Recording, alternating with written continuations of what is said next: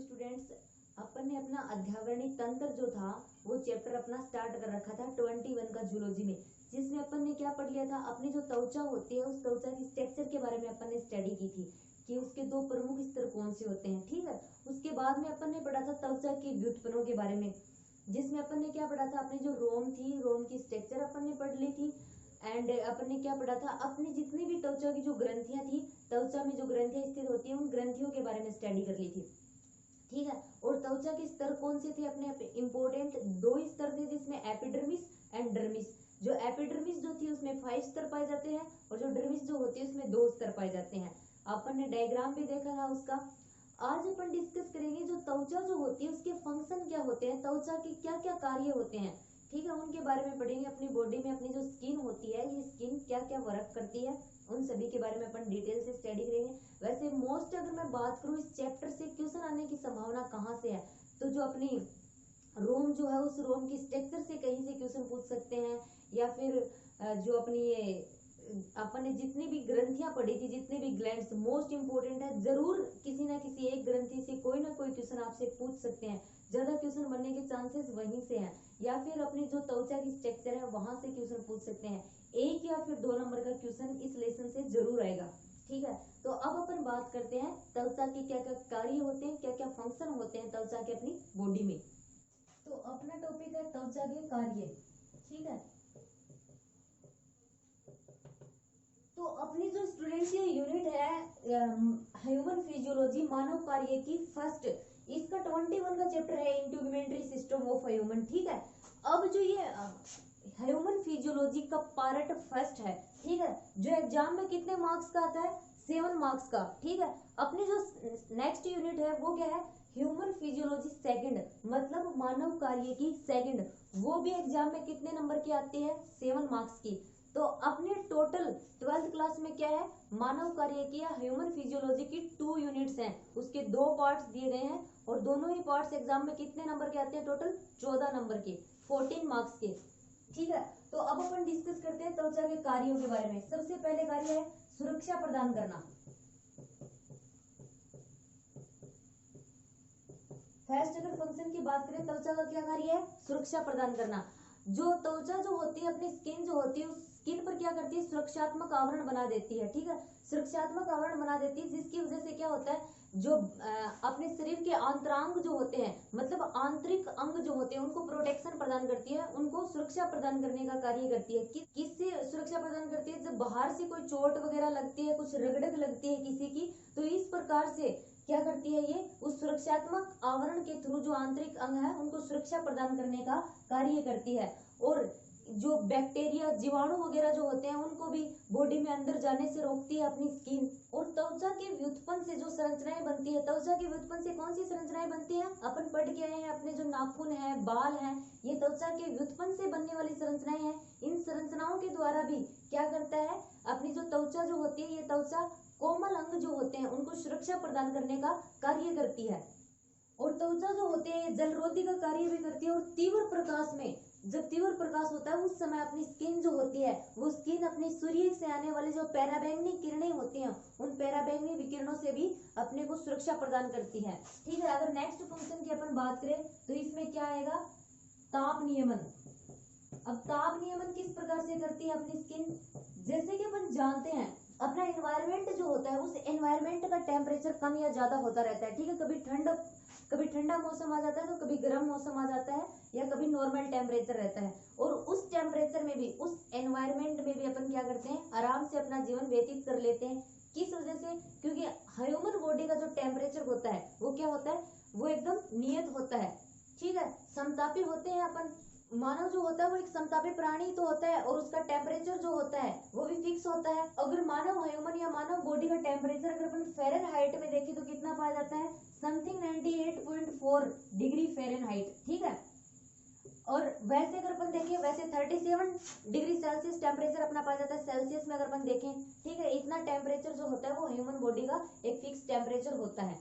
ना जो ये टेम्परेचर किसका होता है, ये स्वस्थ मनुष्य का टेम्परेचर होता है। कई बार बुखार वगैरह होती है तब टेम्परेचर ऊपर नीचे भी हो जाता है। अब हम अपन देख क्या रहे हैं, ताप नियमन का कार्य किसके थ्रू, स्किन के द्वारा। हमने जब स्किन की स्ट्रक्चर की जब स्टडी की थी उस टाइम अपन ने एक चीज पढ़ी थी कि जो अपनी जो स्किन की जो स्ट्रक्चर थी उसमें जो चर्म वाला जो पार्ट था, जो डर्मिस पार्ट था, उसमें क्या प्रेजेंट था, उसमें प्रेजेंट था वसीय उत्तक, वसास्तर प्रेजेंट था, ठीक है। और वो वसीय उत्तक या वसास्तर क्या होता है, ताप निरोधी होता है। इसके अलावा क्या पाई जाती है, त्वचा में श्वेत ग्रंथियां पाई जाती हैं, त्वचा में श्वेत ग्रंथियां। और श्वेत ग्रंथियों का मेन फंक्शन क्या होता है, श्वेत ग्रंथियां पसीने का सीक्रेशन करती हैं, पसीने का स्रावण करती हैं, ठीक है।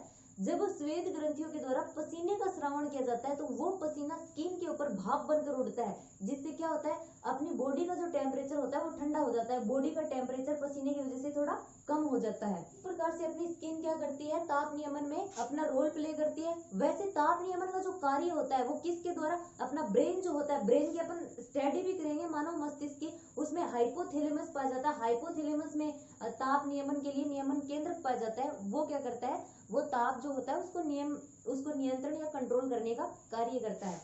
अब अगर अपन नेक्स्ट फंक्शन का स्टडी करें तो क्या आएगा,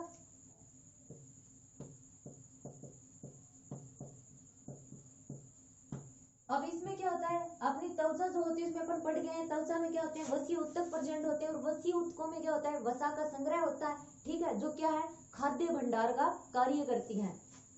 नेक्स्ट अगर अपन बात करें शरीर की आकृति, तो इसमें क्या होता है, स्किन जो होती है वो स्किन अपनी बॉडी जो होती है उस बॉडी को, अपनी पूरी बॉडी को क्या करती है, स्ट्रक्चर आकृति प्रदान करने का कार्य भी करती है। फोर्थ अगर अपन नेक्स्ट फिफ्थ नंबर अपन देखें, उत्सर्जन। उत्सर्जन किस प्रकार से करती है, तो जैसा कि अपन जानते हैं स्किन के द्वारा किसका सीक्रेशन किया जाता है, पसीने का सीक्रेशन किया जाता है। और पसीने में क्या होता है, पसीने में कुछ मात्रा में यूरिया प्रेजेंट होती है, कुछ मात्रा में लवण उपस्थित होते हैं, और कुछ जल की मात्रा भी होती है, एंड CO2 भी प्रेजेंट होती है, ठीक है। और इन पदार्थों का सीक्रेशन किसके द्वारा किया जाता है, स्किन के द्वारा, पसीने के रूप में। तो इस प्रकार से स्किन क्या करती है, उत्सर्जन का वर्क भी करती है। अगर नेक्स्ट पॉइंट की अपन बात करें तो इसमें आएगा उपयोगी पदार्थों का श्रावण। उपयोगी पदार्थों का श्रावण। अब उपयोगी पदार्थों का सीक्रेशन स्किन किस प्रकार से करती है, तो इसमें क्या है, जिस टाइम अपन त्वचा में उपस्थित ग्रंथियों के बारे में पढ़ रहे थे, त्वक ग्रंथियों के बारे में पढ़ रहे थे, तो अपन ने स्टडी की थी हर एक ग्रंथि से कुछ ना कुछ उपयोगी पदार्थ का सीक्रेशन हो रहा था, जो अपनी बॉडी में कुछ ना कुछ इंपॉर्टेंट रोल प्ले कर रहा था, ठीक है। तो जो अपनी त्वचा होती है, त्वचा की त्वक ग्रंथियां जो होती है उनके द्वारा कर्ण, मोम, दूध, या फिर जो अपने ये विटामिन डी जो होते हैं, इन पदार्थों का संश्लेषण किया जाता है, इनका श्रावण किया जाता है। अगर नेक्स्ट पॉइंट की अपन बात करें तो इसमें आएगा लोकोमोशन या गमन। अपनी त्वचा जो होती है, स्किन जो होती है, वो क्या होती है, लचीली होती है, और लचीली होने की वजह से क्या होती है, ये लोकोमोशन या गमन में सहायता प्रदान करती है, ठीक है। अगर नेक्स्ट पॉइंट की अपन बात करें तो इसमें क्या आएगा, शोषण। अब अवशोषण में क्या होता है, अपनी स्किन जो होती है वो कई पदार्थों का क्या करती है, अवशोषण करती है। तेलीय पदार्थों का अवशोषण मेनली स्किन के द्वारा किया जाता है। अपन अपनी स्किन पर क्या करते हैं, तेल की कई बार मालिश भी करते हैं। तेल की जब मालिश की जाती है तो स्किन क्या करती है, इसको अवशोषण कर लेती है, और उसको द्वारा लाभ पहुंचाया जाता है फिर इस तेल का अवशोषण करके। अब अगर नेक्स्ट पॉइंट की अपन बात करें तो इसमें आएगा उद्दीपन ग्रहण करना। तो अपनी स्किन जो होती है, स्किन के द्वारा कई संवेदी सूचनाएं जो होती है, उन संवेदी सूचनाओं को भी ग्रहण किया जाता है। सेंस ऑर्गन्स में आती है अपनी स्किन, ठीक है। तो जो स्किन होती है उनके द्वारा स्वेदांग जो सूचनाएं होती हैं उनको ग्रहण करने का कार्य भी किया जाता है। नेक्स्ट अगर अपन बात करें तो इसमें आएगा लैंगिक आकर्षण।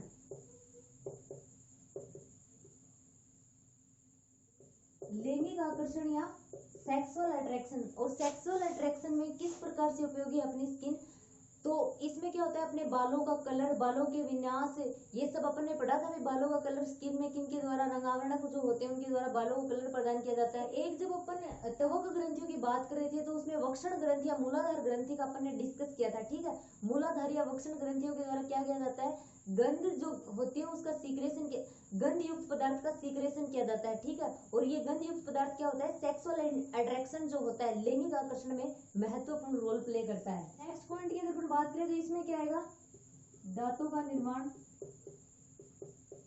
और दांतों के निर्माण में किस प्रकार से इंपॉर्टेंट होती है स्किन?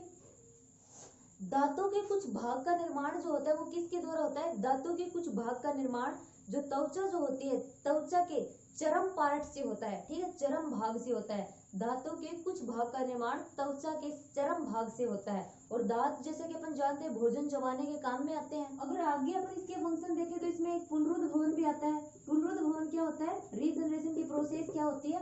रीजनरेशन या पुनरुद्ध भवन की प्रोसेस में ये होता है जब चोट लगती है तब वहां पर घाव बन जाता है, तो रीजनरेशन या पुनरुद्ध भवन की प्रोसेस के द्वारा उस घाव को भरा जा सकता है, ठीक है, चोट लगे हुए स्थान को वापस से रिपेयर किया जा सकता है पुनरुद्ध भवन की प्रोसेस के द्वारा, ठीक है।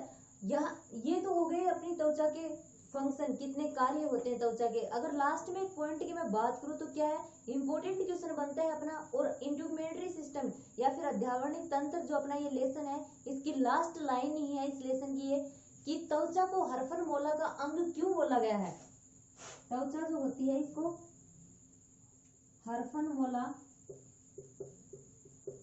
का अंग क्यों बोला गया है, ये क्वेश्चन बनता है। अब त्वचा को हरफनमौला का अंग क्यों बोला गया है? क्योंकि त्वचा जो होती है, अपनी स्किन जो होती है, वो अपनी बॉडी में अनेक महत्वपूर्ण कार्य करती है, और अनेक महत्वपूर्ण कार्य करने की वजह से स्किन जो होती है, त्वचा जो होती है, उसको हरफनमौला का अंग बोला गया है, जिसको इंग्लिश में बोला जाता है जैक ऑफ ऑल ट्रेड्स, ठीक है, जैक ऑफ ऑल ट्रेड्स या हरफनमौला का अंग। तो यहाँ पर अपना अध्यावरणिक तंत्र या इंट्यूमेटरी सिस्टम या त्वचा का जो लेसन है ये कंप्लीट हो जाता है, जिसमें अपन ने मेनली क्या पढ़े हैं, त्वचा जो होती है उसकी स्ट्रक्चर पढ़ी है, रोम की स्ट्रक्चर पढ़ी है, त्वचा की जो ग्रंथियां होती है उनके बारे में पढ़ा है, और त्वचा के कार्य पढ़े हैं। अब आगे नेक्स्ट वीडियो जो होगा उसमें अपन पढ़ेंगे ह्यूमन डाइजेस्टिव सिस्टम, मतलब अपना जो पाचन तंत्र होता है उसके बारे में अपन स्टडी करेंगे।